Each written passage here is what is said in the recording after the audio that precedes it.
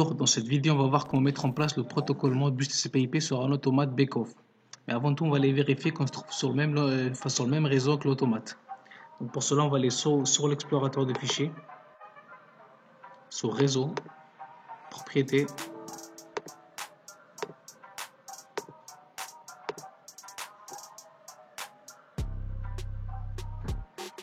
sur modifier les paramètres de la carte,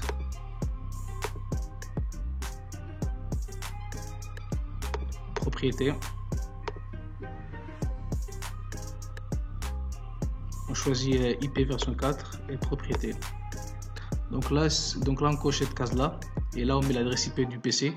Donc là je me trouve sur le même réseau que l'automate et on n'oublie pas de rajouter le masque. Donc là on appuie sur OK et donc là maintenant on va aller vérifier qu'on se trouve sur le même réseau. Donc grâce à l'invite de commande. On va utiliser la commande ping.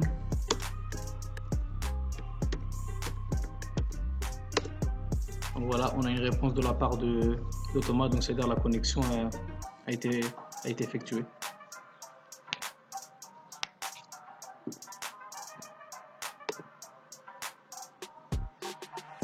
Donc ensuite, on va aller sur le logiciel de bake-off, donc qui est TwinCat.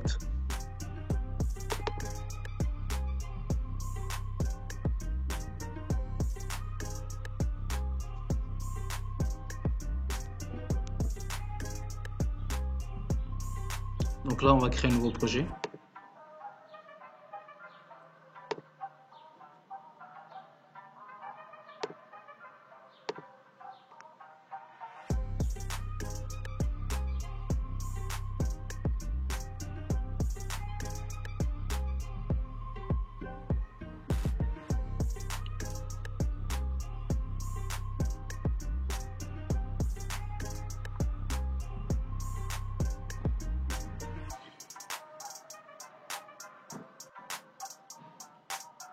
Donc après avoir créé le projet, on va configurer l'automate. On va aller ici là sur local, on va défiler, on va aller sur la dernière option. On va chercher donc ici là l'automate. On va appuyer sur broadcast, donc ça va trouver automatiquement par l'automate qui est connecté. Sur OK. Voilà, donc l'automate on l'a trouvé avec l'adresse IP. On appuie sur add route et le mot de passe est 1. Sur OK. Et donc là, on coche bien ça, on appuie sur OK. Sur oui. Et donc là, on a configuré l'automate. Donc ensuite, on va rajouter les entrées et sorties de l'automate. Donc pour cela, on va se mettre en mode config. On va appuyer sur ce carré bleu. On appuie sur OK. Ensuite, on va aller sur IO, Device. On fait un clic droit et on va scanner. Du coup, le logiciel va trouver automatiquement les entrées et sorties.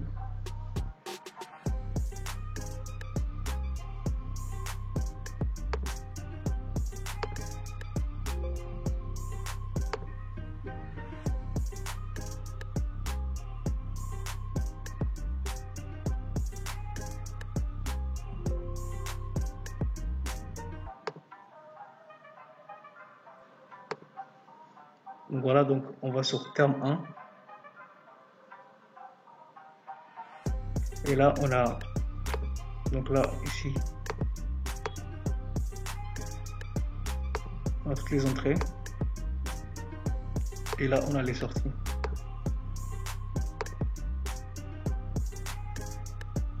Donc ensuite, pour créer un programme, on va aller sur PLC. On va faire un clic droit, Add New Item.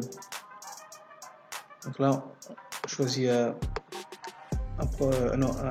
standard PLC projet. On appuie sur Add.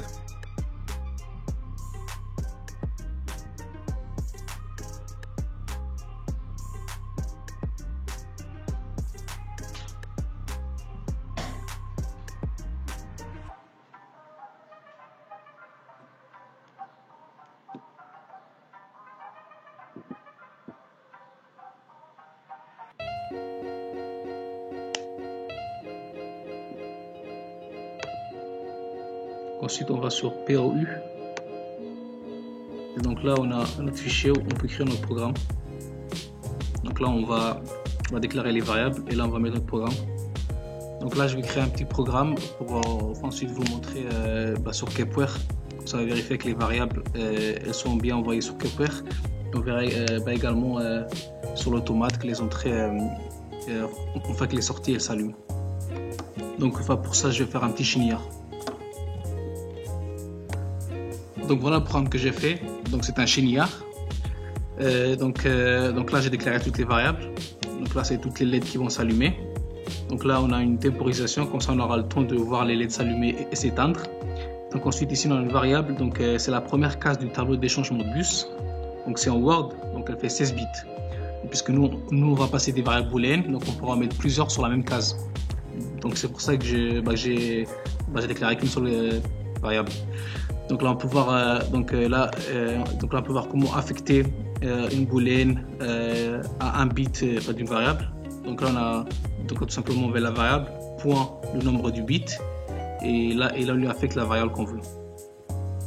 Donc ensuite ce que j'ai fait c'est affecter les variables ou sorties.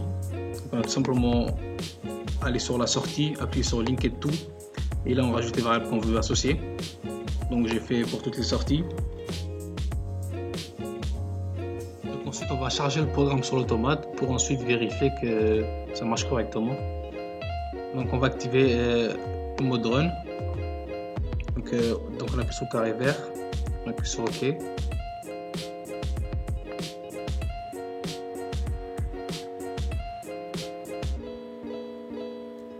Donc là on se trouve en mode run. Ensuite on se connecte sur l'automate. Sur Yes. Donc là on est connecté et ensuite on démarre le programme. Donc là on peut voir que le chiniard marche correctement. Donc ensuite on va vérifier si on trouve la même chose sur Kepware. Et ensuite je vais vous montrer sur l'automate si le chiniard aussi marche correctement sur l'automate. Donc maintenant on va passer sur Kepware. Donc tout d'abord on va ouvrir le programme.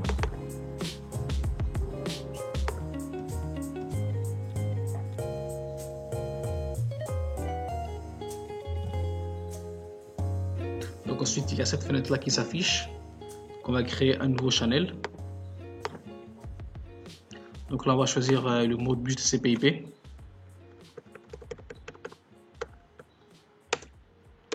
Et tout le reste on laisse par défaut. Ensuite on va rajouter un nouveau appareil. On l'appelle comme on veut. Là on laisse bien en mode bus. Ensuite là on va mettre l'adresse IP de l'automate. Et le reste on laisse par défaut.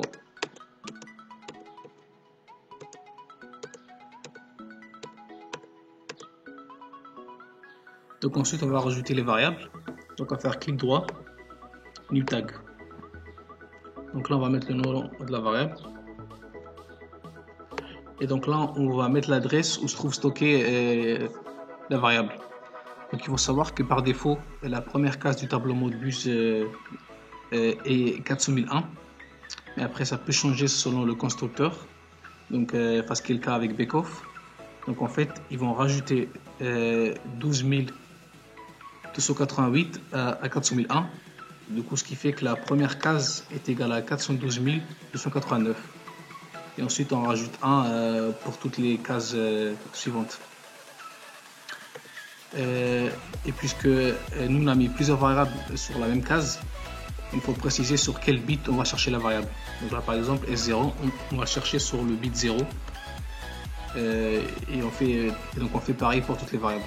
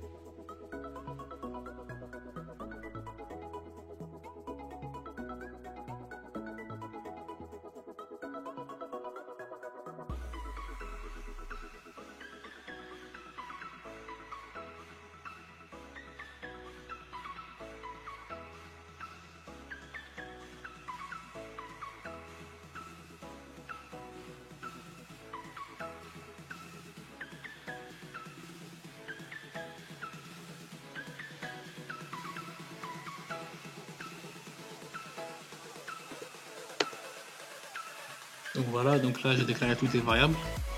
Donc ensuite, pour aller vérifier les valeurs des variables, on va aller appuyer sur ce carré blanc là.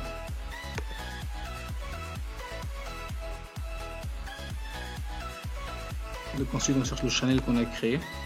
Donc c'est channel 7 sur l'appareil 1. Donc là il y a qui s'affiche, donc c'est normal. Parce qu'en fait, vu que c'est une version gratuite du logiciel, en fait, toutes les 4 heures, le logiciel s'arrête. Donc ensuite, pour installer ces Cooper, il va falloir aller sur Cooper Administration.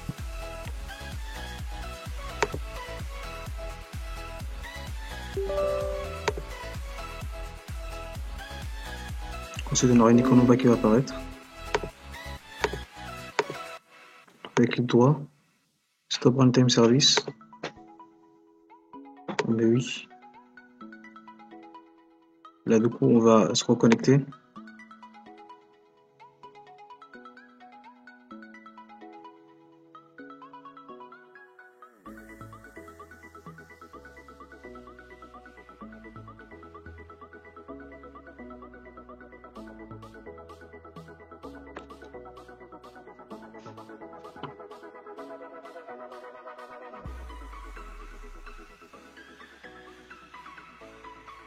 Là, mais oui. Non, mais non. Donc là, on va les vérifier.